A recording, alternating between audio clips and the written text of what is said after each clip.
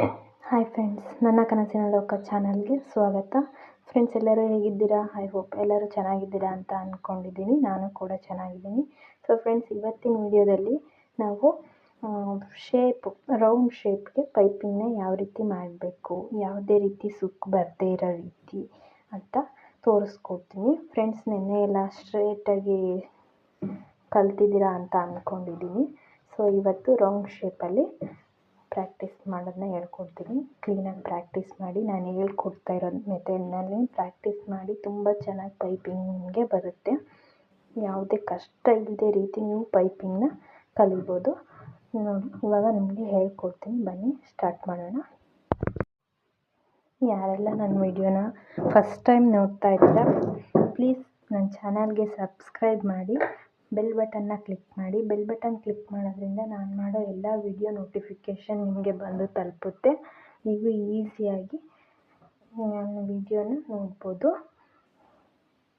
ನಿನ್ನೆ ಹೇಳ್ಕೊಟ್ಟಿರೋ ರೀತಿಯೇ ಇವತ್ತು ಕೂಡ ಈ ಥರ ಮಡಚ್ಕೊಂಡು ಹೊಲ್ಕೊಳ್ಳಿ. ಫಸ್ಟು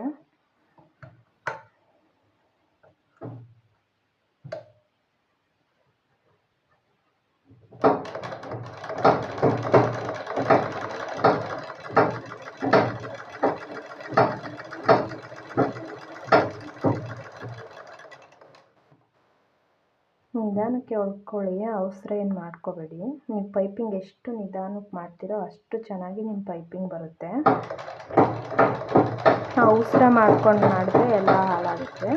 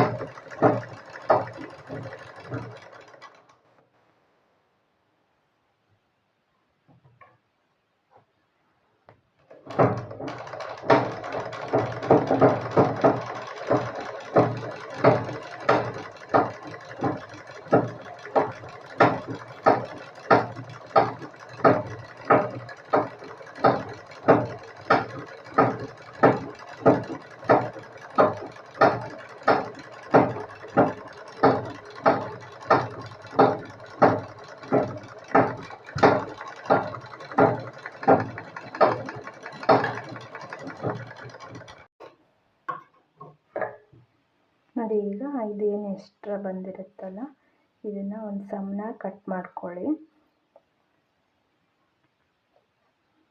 ಈ ಥರ ಏನು ಎಕ್ಸ್ಟ್ರಾ ಬಂದಿರುತ್ತಲ್ಲ ಅದನ್ನು ಒಂದು ಸಮನ ಕಟ್ ಮಾಡ್ಕೊಳ್ಳಿ. ನೆನ್ನೆ ಹೇಳ್ಕೊಟ್ಟಿದ್ನಲ್ಲ ಅದೇ ರೀತಿ. ಬಟ್ ಶೇಪಲ್ಲಿ ನೀವು ಯಾವ ರೀತಿ ಮಾಡಬೇಕು ಅಂತ ಹೇಳ್ಕೊಡ್ತಾ ಇದ್ದೀನಿ.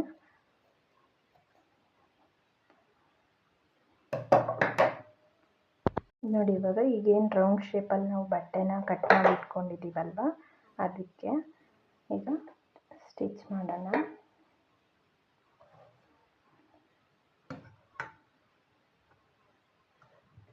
ನೋಡಿ, ಈ ರೀತಿ ಫೋಲ್ಡ್ ಮಾಡ್ಕೋಬೇಕು ಫಸ್ಟು.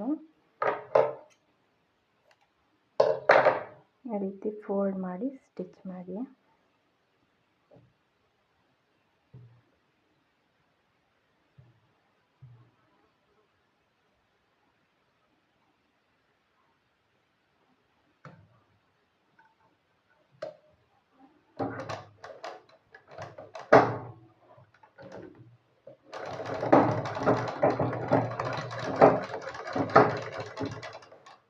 ನೋಡ್ಕೊಳ್ಳಿ ಕೆಳಗಡೆ ಬಟ್ಟೆಯಲ್ಲಿ ನಾವು ಹೊಲಿತಾ ಇದ್ದೀವೋ ಇಲ್ವೋ ಅಂತ, ಅಟ್ಯಾಚ್ ಆಗ್ತಿದೆಯೋ ಇಲ್ವೋ ಅಂತ ನೋಡಿಕೊಂಡು ಒಂದೇ ಮಾರ್ಜಿನಲ್ಲಿ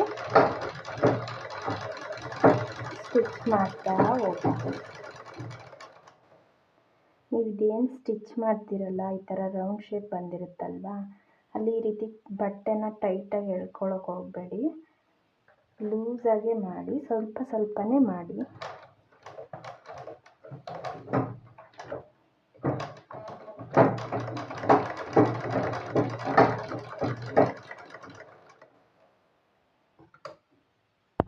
ನೋಡಿ ಶೇಪಲ್ಲಿ ಯಾವುದೇ ರೀತಿ ಟೈಟಾಗಿ ಎಳ್ಕೊಳಕ್ಕೆ ಹೋಗಬೇಡಿ, ತೀರಾ ಲೂಸಕ್ಕೂ ಬಟ್ಟೆ ಕೊಡಬೇಡಿ.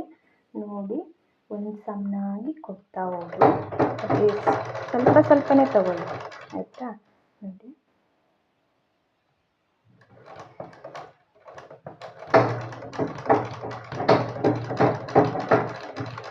ಸ್ವಲ್ಪ ಸ್ವಲ್ಪನೇ ತಗೊಳ್ಳಿ, ಆದರೆ ತೀರಾ ಟೈಟಾಗಿ ಬಟ್ಟೆನ ಕೊಡಬೇಡಿ, ಲೂಸಾಗಿ ಕೊಡ್ತಾ ಹೋಗಿ.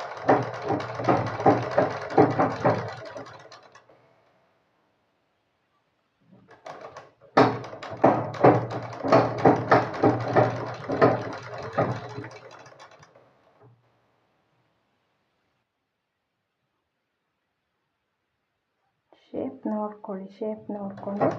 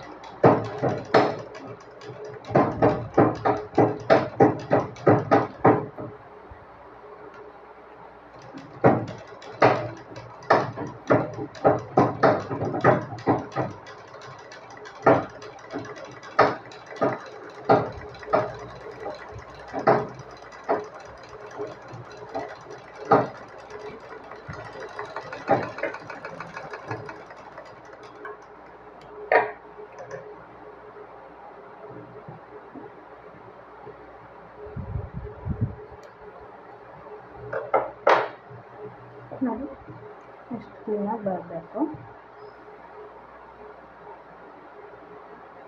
ಸೊ ಇವಾಗ ಇಲ್ಲಿ ಒಂದು ಸ್ವಲ್ಪ ಕಟ್ ಮಾಡ್ಕೊಳ್ಳಿ, ಮತ್ತು ಹೊಲಿಗೆ ಹಾಕಿರೋ ಬಟ್ಟೆ ಎಲ್ಲ ಕಟ್ ಮಾಡೋಕ್ಕೆ ಹೋಗಬೇಡಿ.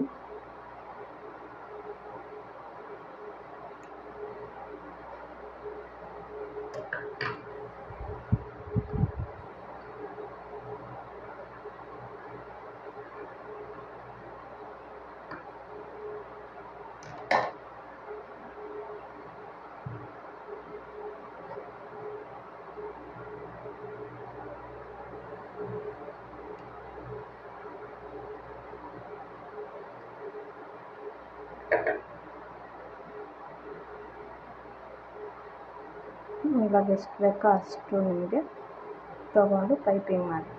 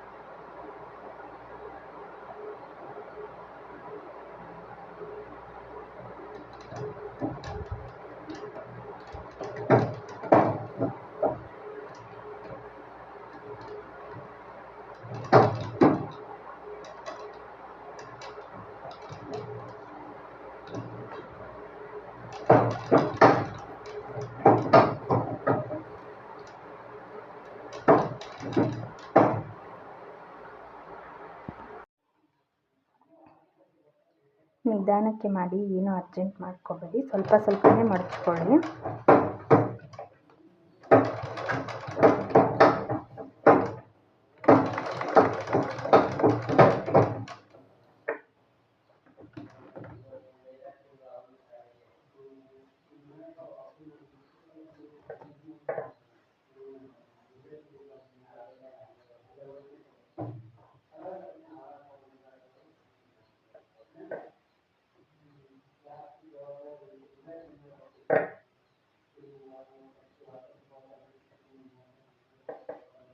ಶೇಪ್ ಬಂದಾಗ ನೋಡಿಕೊಂಡು ನಿಧಾನಕ್ಕೆ ಮಾಡ್ಕೊಳ್ಳಿ. ಮತ್ತು ಒಂದು ಹತ್ರ ಸಣ್ಣ, ಒಂದು ಹತ್ರ ದಪ್ಪ ಆದರೆ ಚೆನ್ನಾಗಿ ಬರಲ್ಲ ಪೈಪಿಂಗು.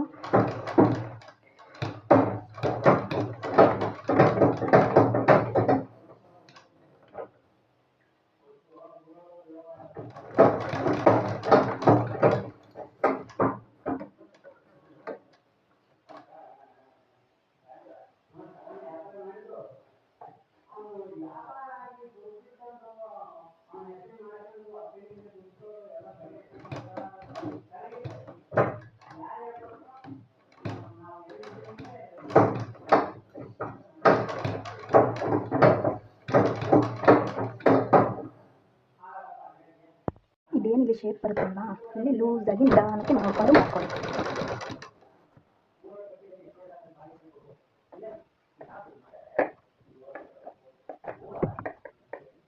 ನೀವು ಅರ್ಜೆಂಟ್ ಮಾಡ್ಕೊಳ್ಳೋಕ್ಕೆ ಹೋಗ್ಬೇಡಿ, ನಿಧಾನಕ್ಕೆ ಮಾಡಿ.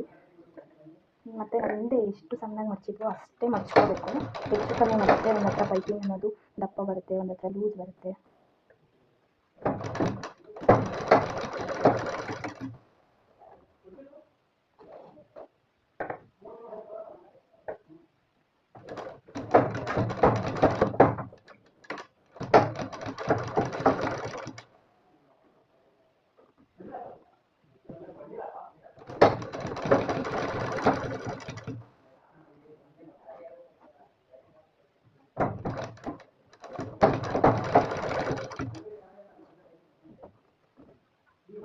ನಾನು ಸ್ವಲ್ಪನೇ ಒಂದೊಂದು ಇಂಚೆ ಮಡ್ಚ್ಕೊಳ್ಳಿ ನೀವು, ಆಯಿತಾ? ಅವಸರ ಮಾಡ್ಕೊಳಕ್ಕೆ ಹೋಗ್ಬೇಡಿ.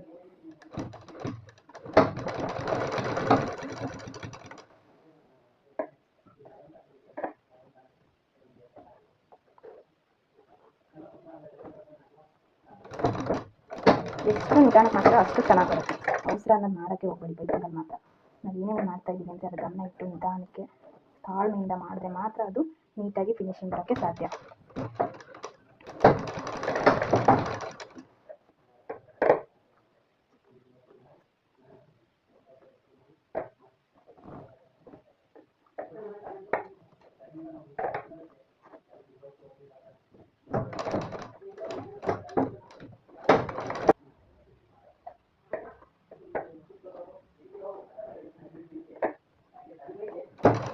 ಫ್ರೆಂಡ್ಸ್ ಅದು ಯಾರು ಬಂದಿದ್ರು ಅದಕ್ಕೆ.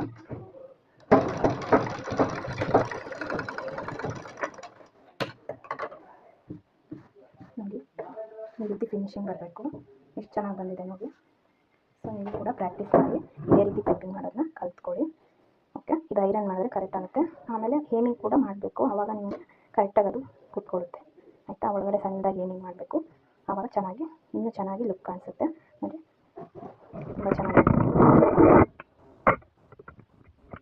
ಓಕೆ ಫ್ರೆಂಡ್ಸ್, ಎಲ್ಲ ಪ್ರಾಕ್ಟೀಸ್ ಮಾಡಿ, ಆಯಿತಾ? Thank you. ನನ್ನ ವಿಡಿಯೋ ಇಷ್ಟ ಆದಲ್ಲಿ ನೀವು ಲೈಕ್ ಮಾಡಿ, ಶೇರ್ ಮಾಡಿ, ಕಮೆಂಟ್ ಮಾಡಿ. Thank you friends.